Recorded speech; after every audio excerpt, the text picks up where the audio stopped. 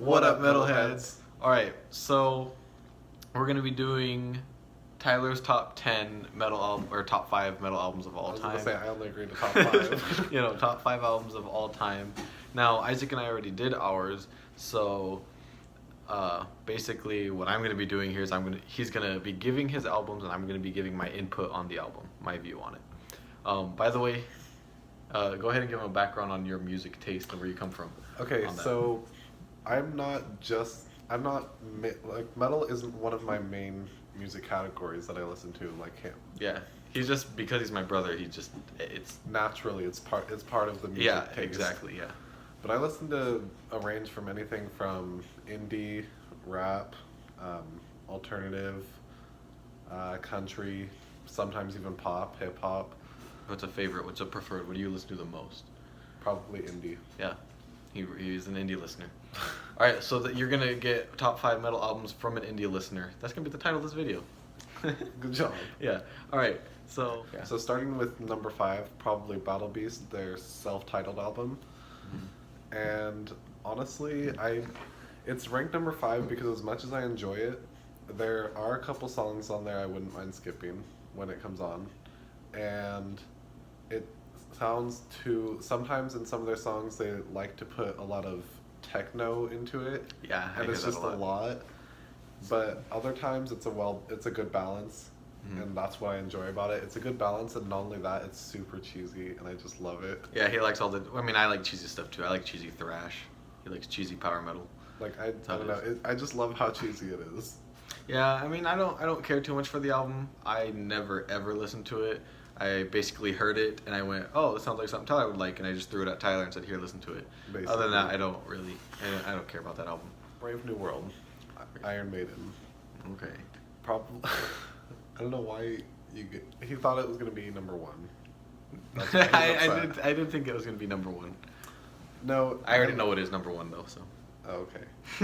Okay. No, I like Brave New World enough to put it number 4 because as much as I enjoy it, I can't sit there and constantly listen to it.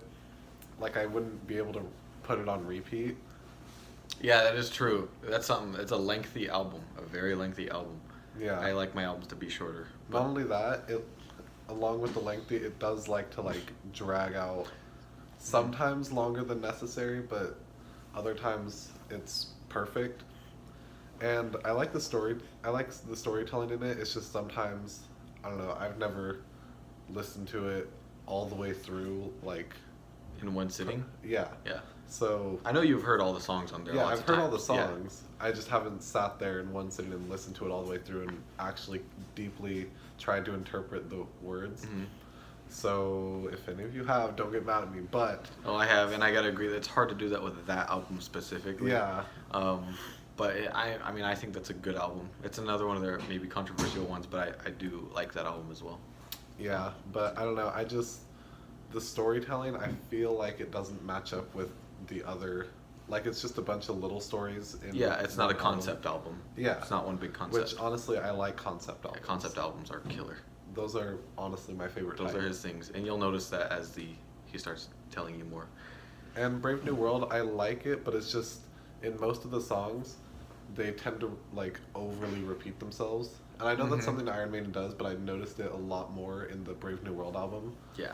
So number 3. Murder by Pride. Murder by Pride by Stryper. Yep. As you can tell, he's already picking all the controversial ones over here. This is what gave me the idea for the upcoming week, which I'll get to later, so anyways. I know, he keeps giving me shit for that one. But Murder by Pride, honestly, at first, you can ask him, because when he first showed it to me, we were in his car, and we were, headed to Portland? Yeah, we were, driving down to Portland. But I didn't like it at first. I thought it sounded too emo. Yeah, he's like, what are we listening to? What? I was like, what kind of Black Veil Brides is this? Can we change it? And he made me listen to it, and I was like, okay, hold on. I actually like this. Mm-hmm. And so it went up there all the way to top 3 somehow. Honestly, it's because first of all, I love the story through it. If you actually listen to it from first track all the way to the last. Yeah, I also like it. It's not a concept album, but all the songs do tie together for one meaning. Yeah. And I think that's what makes it great, actually. And even down to the song titles, like they even match like everything. Oh yeah, big time. I love it. I don't know. I just love when things tie together like that, especially through a strand, like a story strand throughout the album. Mm-hmm. So that's one of the main reasons it's up there. Not only that, I just love how like it's a different kind of thing for Stryper to do. And Oh yeah, very different. At first, I didn't like it, but I don't know. It just kind of grew on me, I guess. Yeah, exactly. Because I mean, he's heard me listen to the classic Stryper. Your Soldiers Under Command and Keep the Fire Burning. The In God We Trust album and No More Hell to Pay. And then he heard Murder by Pride and he was like, "This is so different. I don't like it." Yeah, I shut it down immediately, mm-hmm. and then I finally gave it a chance, and I loved it. Yeah, I mean, I don't think it's all that great of an album, but I appreciate it. I don't hate it. Number 2 is Dystopia, Iced Earth. Yep, Iced Earth's Dystopia album. Honestly, another controversial one. What? Are they really all that controversial? Yeah, Dystopia is one of those. It's considered one of their weakest, along with Plagues of Babylon. Oh, really? Yeah, except I think Plagues of Babylon was great. I love Plagues of Babylon. Yeah, Dystopia, it's my least favorite. I mean, in my eyes, Iced Earth has not put out a single bad one, except for their most recent one, Incorruptible. But yeah, Dystopia, I like it, but it's my least favorite of their discography. So honestly, Dystopia, it got second because not only do I love dystopian themed things, but again with the story. Yeah, the concept's really good on it. Yeah, honestly, I gotta give it that. It's the concept. Mm-hmm. It's mainly the concept, and then not only that, I like that it's kind of slower and more relaxed as well. At the same time, it's being kind of aggressive. Mm-hmm. I don't know if that makes sense. It makes sense, and actually, it's true. The album does sound like that. Yeah. That's honestly what I like about it, because I mean, like I said in the beginning, I'm a big fan of indie, and that's normally a lot slower and stuff. But I also like metal, so to me, it was like the perfect mix of the two. Yeah, it's a good mix. Yeah, I see it. Honestly, that's probably the first time anyone's used that argument. That sounds like indie. But no, it really did to me, and I liked it. It was it's heavy indie music, actually. Yeah, when that's I think what about it was. And I liked it, and it had a good story. Even like from anywhere from Anthem to Anguish of Youth. I mean, even that's a good track, actually. That's a good Anguish one. of Youth. Yeah. Yeah, and then I'll like you have those ones which are kind of like Anguish of Youth is a lot slower. Anthem is like an in between. Then there's Boiling Point, and other tracks like that on the album that are just really heavy, really aggressive and intense. Yeah. That has those aggressive and intense moments. Glorious Burden by Iced Earth. Glorious Burden. Yeah, 2 Iced Earth albums. Again, he's not a big metal listener, so his list is actually really short on what he does listen to on metal. For sure. And so... I listen to a variety of things because, obviously I live with him, but to what I would actually put in my playlist is small. Yeah, exactly. Glorious Burden, I like that it's a really long album, so there's a lot more to enjoy. But then I also enjoy, again, the concept and the story. I think the concept on that album is, it's phenomenal. I think it's a great concept. I love that. 100%. The whole Civil War theme. And not only that, they have it doesn't just stop at Civil War though. Like that's the main concept, but then that's true. It goes into in what is it, Hollow Man? I was just gonna say Hollow Man. Like it goes into a mini story of 2 friends who were on different sides, and it just I don't know. It was really cool, and then they end up having to war against each other basically because their loyalty lies with different sides, etc., etc. And then Valley Forge. I like the imagery on that one. Oh yeah, Valley Forge. Or was it High Watermark or Hold at All Cost, where the story is that he's some leader or general in command. And that's High Watermark. Yeah, and he even says no, fuck. He said, I think you're talking. I forget the lyrics. I think you're talking about the part where you're saying that the blood is on my hands now that my soldiers are dead because Yeah. I'm the one that sent them Yeah. to go out. And he was saying and do that those orders. normally he'd tell them that this small amount of troops isn't going to overcome that that thing. I don't know. I don't know. I love the story in it. Like, it's so fun. I think it's fun to listen to because it kind of like it takes you there. you through it, and it just I don't know. I love it. Like, it just I don't know. The like, concept is really what does drive that album. Yeah, and that's honestly my favorite thing about it. Not only that, I love like the way they did it.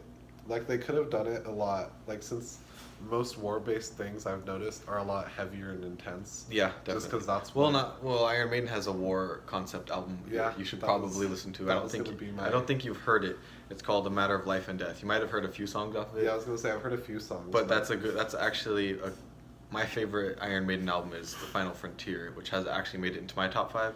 But honestly, it's kind of like neck and neck with A Matter of Life and Death. Yeah. And I've heard a couple songs off that album, and Iron Maiden does do a good job at balancing, the whole theme with the heaviness of it. Mm-hmm. But I've noticed other music sometimes when they talk about war or like death or betrayal or anything like that, they just happen to go a lot, like either super slow and like traumatic almost, to like intense and fast and heavy. And I think that The Glorious Burden does a good job at balancing those out. Like, 'cause I mean, even High Watermark, or it'll have like its fast and intense moments, and then like when he says the blood is on my hands, it kind of calms down so you can feel the. Yeah, exactly. The musicianship is done really well. Yeah, I love it. Yeah, John Schaefer, or Ryan Schaefer, not John Schaefer. I forgot where I was going with that.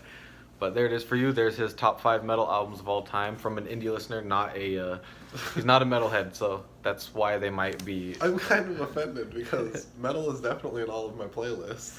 Well, yeah, okay, but it's not your. No, it's not. You top. You have a really short. That top 5 is almost all of your list. Yeah. There's probably like 3 or 4 other albums you actually listen to that are metal. Yeah, probably like 6 or 7 others. Yeah, he doesn't even have a full like top 10. Yeah, I mean, granted that my list is short, that made my top 5. But before anyone says anything about me not being exposed to other types of metal or other. Oh no, he is. Yeah, I definitely am. Is. I live with him again. Yeah. I hear it all the time. Yeah, sometimes I'll even be like, "Oh my gosh, listen to this album." He's like, okay, and I'll just throw on freaking, Peace Sells, and he'll listen to the whole thing, and he'll just be like, okay. Like, I listen to Megadeth, like I can, like I like it. It's just not like a preferred. It's not true. You don't really like Megadeth. I think he just tolerates Megadeth. I think the way he is with Megadeth is the way I am with rap. Like, I tolerate it mainly because I have to. I guess. Yeah. I mean, I don't know. I just I'll listen to it if it's put on. Yeah, I'll listen to rap if it's put on. But yeah. As soon as pop comes on, I guess I just am tolerant to it. Yeah, exactly. I know. Yeah. There it is for you. By the way, I'm pretty sure Isaac is going to be back for next week, and we're going to be doing Controversy Week. So, it's a series where we are going to review all of the controversial albums, and my inspiration were his picks. So we are going to be reviewing. I'm going to go ahead give you a rundown on the albums we're going to be reviewing so far. We might do more than this, but we're going to be doing The Glorious Burden. We're going to be doing Murder by Pride by Stryper. We're going to be doing an Iron Maiden. I don't know which Iron Maiden one yet. Like, I do, but I don't. I think I'm either going to do the one that I find the most controversy with between metalheads is what is it? Virtue. Yeah, it's like Virtual 2 something. I don't know. Not 2. I don't know what the number is. Not 2. I think it's like 4. Wait, no, what is it? A 1 and an X? I don't know. Anyways, you guys know which one I'm talking about, If not, you'll find out. So we're going to do that Iron Maiden album, I think. Then we're going to do Metallica's Black Album. Yes, see, you're already throwing hands. And I kind of want to do a Megadeth one because Megadeth, I mean, almost every single one of their albums is controversial because they're all so different. I know Risk is the most controversial one, but that one has a lot of talk, so I don't want to do Risk. I maybe possibly want to do Super Collider or United Abominations. because there's not a lot of talk on those ones. Still figuring out the set list for what we're gonna do. But yeah, anyway. Oh, also, I want to do Judas Priest's Jugulator album. Have you heard that one, Tyler? I think you have. That's got your favorite. Wait, which one? That's the one with Tim Owens on it. Guy, Glorious Burden singer. Wait, what album again? I missed it. Jugulator by Judas Priest. I think so. What's What's the song on it? Man, Death Row. Oh no, Cathedral Spires. You have heard that one before. Yep. Heard. So yeah, I do want to definitely touch on Jugulator by Judas Priest with the Ripper on it because, well, that album has tons of controversy on it. I mean, I know people that won't even touch it, but I also know people that kind of see things that it's capable of, see some unseen art in it, and yeah, I'm not going to tell you what I think of it yet, but you'll see. Any other controversial albums, let me know. See you guys later.